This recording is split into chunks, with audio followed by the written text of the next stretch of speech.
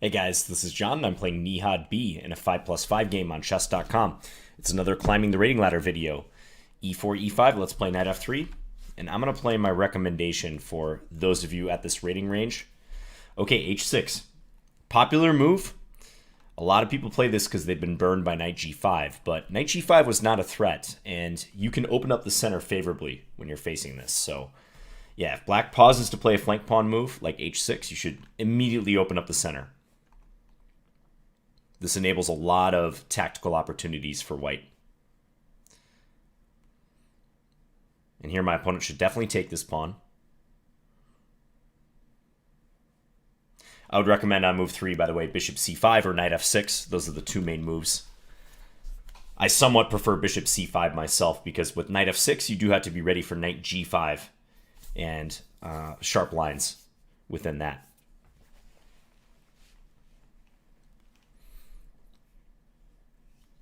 Might play 2 games. If I can get 2 games against this opponent, I think that'd be instructive. Okay, queen e7. So reinforcing e5. I like knight c3 here, just looking to play knight f6. You know, d5 is kind of tempting, but I don't think you should play d5 and close the position with the bishop on c4 generally, unless you're going to be able to push that pawn to d6 pretty soon thereafter. So, yeah, let's just bring the knight into the game. Knight d5 is pretty menacing. Black may play knight f6, yep. But I think castling, perfectly good here. Yeah, let's just castle.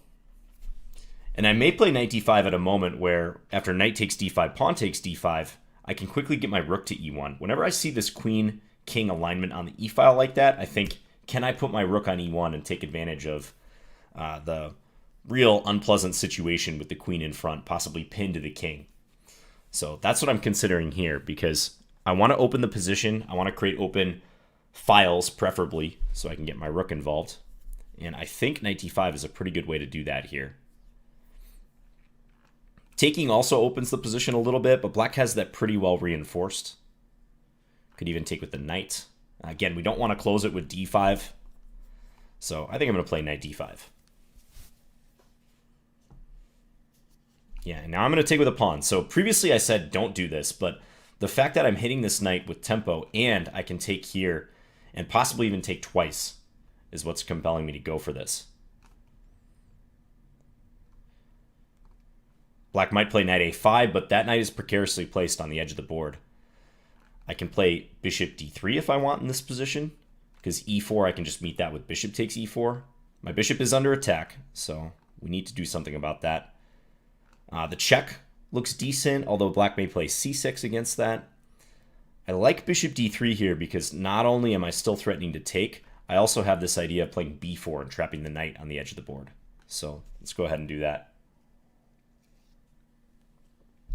And I think black has to be very careful here. Okay, bishop g4. So that interferes with my idea of taking twice on e5, but it does not interfere with b4. And again, I can still play this. Bishop takes e4 if black plays e4. Just checking to see if there's some better way to attack this knight. I mean, bishop d2 also comes to mind, but I like attacking with the pawn because we're not going to let that knight escape. Bishop d2, black can play b6, defend, and maybe get the b7 square. So let's go ahead and do this. Might be interesting for black to play f5 here. That's about the only way I see black can create counterplay. f5 looking for e4, but even that, you know, let's say f5, I take on a5, black plays e4. I could play rook e1, and there's just a lot of high-value pieces down the e-file for black that's going to prevent black from taking like this.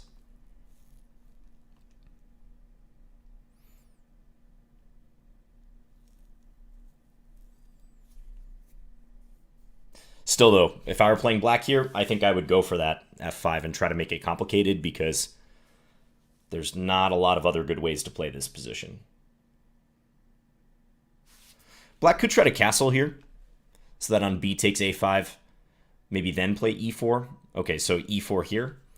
And I can take, and then on take, play rook e1, one way to play this. Bishop takes e4, also possible, although then I guess black's idea is they're going to play knight to c4. Rook e1, another move.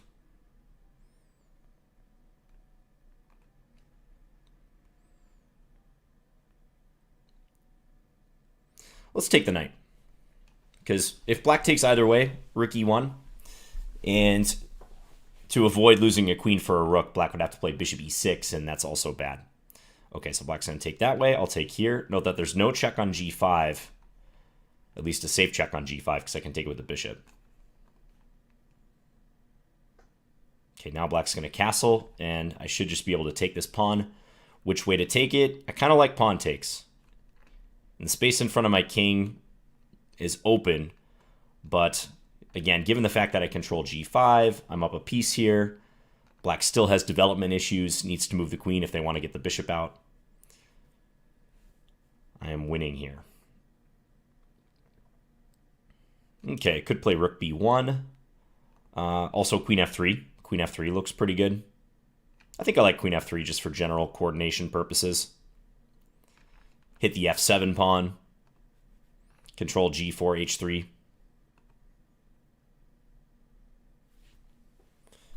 I don't need to outright attack the king yet. Okay, g5.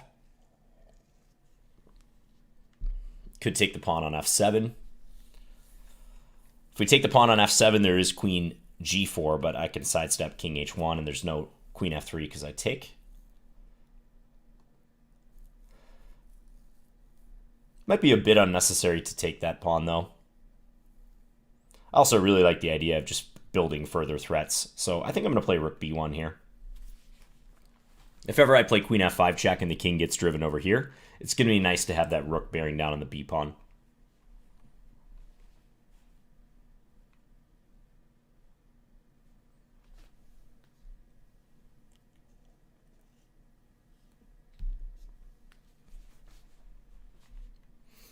So this h6 line on move 3 is called the anti-fried liver defense. I never knew that before.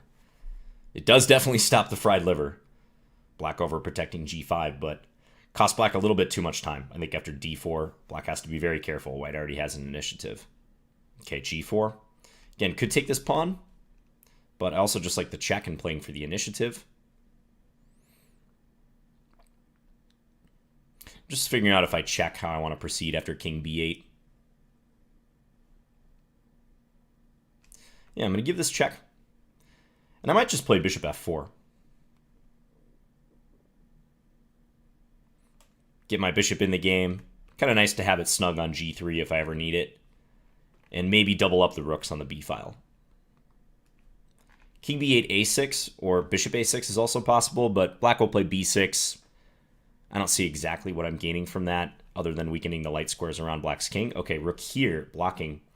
But that allows a couple things. Rook takes b7, also bishop b5 looks to win material. I think I'm going to play bishop b5, pile up on that rook.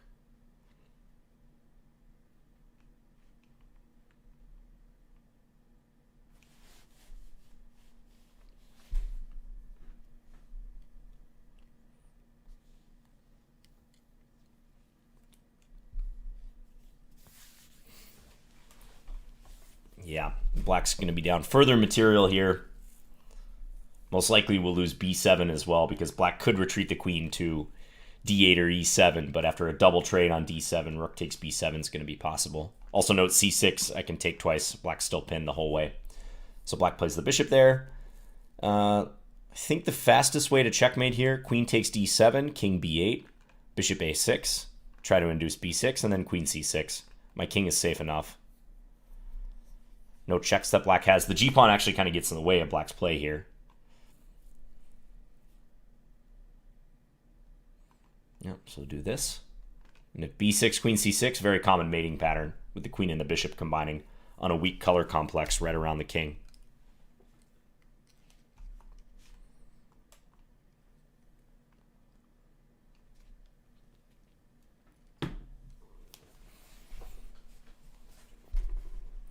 Black has a couple spite checks, but that's about it. Queen takes h2, followed by bishop e5. Only way to really stave off mate here. But black resigns. Okay, and he wants a rematch. So let's play him a rematch here, and then I'll go back through and discuss my thoughts on these two games. Okay, let's make it a thematic match. I'm going to play a double king pawn opening myself. Okay. Let's see if he plays bishop c4. He's a Ruy Lopez player, the Spanish game. Okay, and here you want to take with a d-pawn, so that if white plays knight takes e5, you can play queen d4. Okay, now I'm going to play a line that I've often recommended to people here.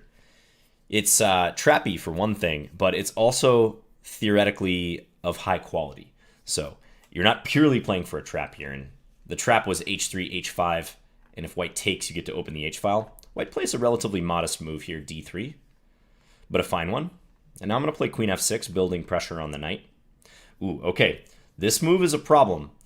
So this is a move that at first sight looks good because you seem to be gaining a tempo on the queen. And if queen takes g5, knight takes g5, bishop takes d1, rook takes d1, even material trade. But when you play a move like this, supported by a knight that's already attacked or pinned, you have to be on the lookout for this reply. Because now, if white chops my queen, I chop their queen, and because I took a piece to begin with, I'm going to emerge up a piece. And there's nothing white can do that's devastating with this dark square bishop. If they take g7, I'll just take back. I'll be up a piece for a pawn in the end when white plays rook takes d1. Likewise, if white takes on f3 here, either with the queen or the pawn, they're going to drop the bishop here. Queen d2 is another move. Against queen d2, or queen c1 for that matter, I was going to play queen g6, and if pawn takes, play f6 or h6, which would also win a piece because of the pin on the g-file. I'll show that line in the analysis. But yeah, here, white's going to be down some material. They can take e5, but I can take c2.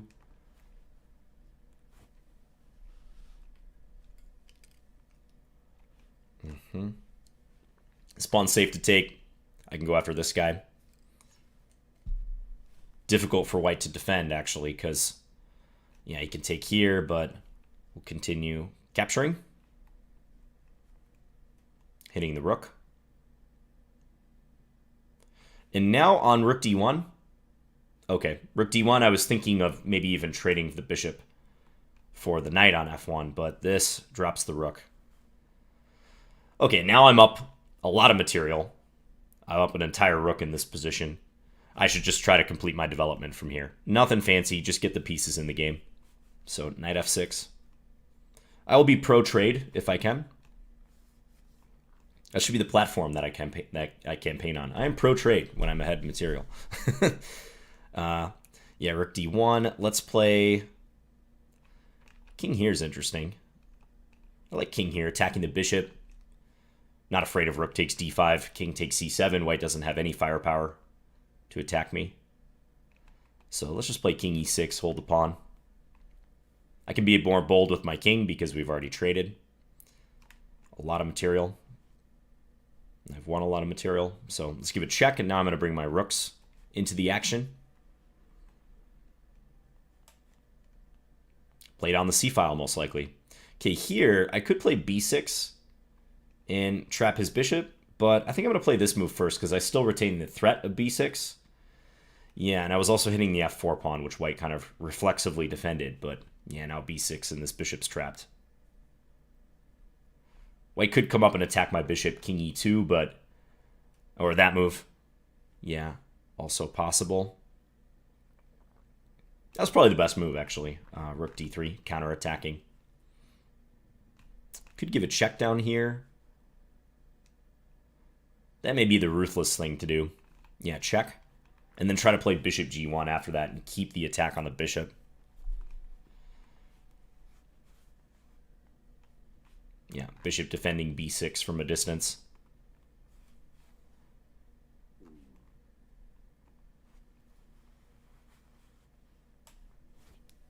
Okay, and he resigned.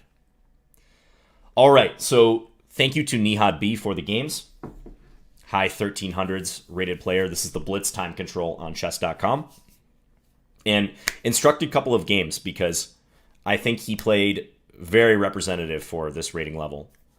A lot of the moves that my opponent was playing were reasonable, but also some clear leaks and clear weaknesses in their game too. So let's take a quick look at that. I'll go to the first game here.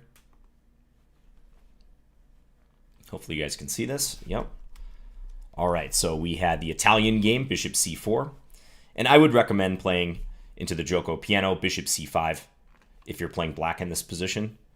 I did a video a couple months ago called Know Your Joko Piano, where I talk about the theory in this variation, C3, D4. I'd highly recommend watching that. That's also a climbing the rating ladder video.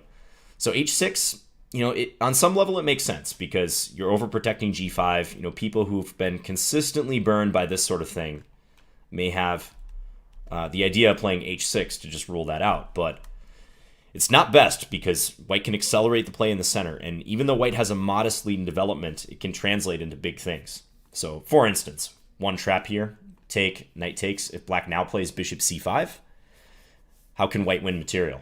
If you want to pause your video and figure that out, you can do so now. I'm getting in the habit of taking one sip of tea right after I say pause the video. I think it's good. Good spacing. But okay, white can play bishop takes f7 check here, draw the king out, and then queen h5 check, fork the king and the bishop, pick up a pawn. Nice situation. So that's just a mini example of how the open lines already start to favor white here. So my opponent, instead of taking the pawn, played queen e7 and tried to fortify e5. This is an interesting idea, but yeah, I think ultimately the position's just not quite stable enough. If black could somehow fortify e5, complete their development, maybe succeed in doing what they try to do in the game, castle queenside, then this perhaps could be okay and h6 could be forgiven. But yeah, I think knight d5 is a nice way to open the position here. Again, it's just critical that you don't play d5 too soon in these positions, because if you do, unless you have explicit plans to play d6 after that, it's likely your bishop's going to be shut down. And black is not compelled to play knight a5 and counterattack. They could play maybe knight d8 or knight b8 even. And it looks super passive, but with the pawns being locked up, no tension anymore, it's going to be harder for white to capitalize on that lead in development and the fact that black has played h6. So the difference is when I played knight d5, it was a situation that guaranteed open lines because I'm hitting multiple points here. The capture looks by far the most reasonable. And now when I take, yes, my bishop is blocked, but I still have the tension here with the double pawns. And I had this idea of taking twice on e5, which I was mentioning. So if black had played knight d8 or knight b8 here instead of knight a5, I can take twice and then put the rook on e1. And this is, again, what your mind should immediately go to when you see this situation, especially if you're on the white side of an e4, e5 opening. If your opponent's putting that queen on e7, see if you can quickly castle, put a rook on e1 to take advantage. So in the game, yeah, we traded, and black put the knight here, and yeah, due to the threat of b4 and also taking, and the fact that e4 is never really winning material for black, I do think black's in trouble here. Let's just throw the engine on right in this position. Just kind of curious if black has a way to make it interesting here. Yeah, the engine's already giving a decisive evaluation for white. I was saying I would play f5, which is listed as the top move, to try to do this. Because again, if black plays e4 right away, they're still not threatening to take, and I can even play bishop takes e4. We're always getting this in with the pin. Yeah, so it is pretty bad, but maybe f5, some practical chances if white doesn't play this properly. But yeah, bishop b5 check is given here. Also just rook e1, which would probably be my choice in a game. It's a little awkward. I am still pinned with my knight, and black can start trying to evacuate pieces from the e file so they can threaten here, but I think ultimately it shouldn't work.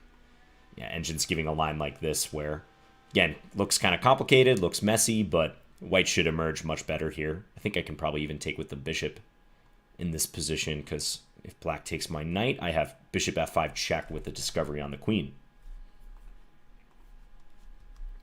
So my opponent tried e4. I took. Yeah, I could also take here. I just didn't want to allow knight c4. Although the engine also rates this very highly for white.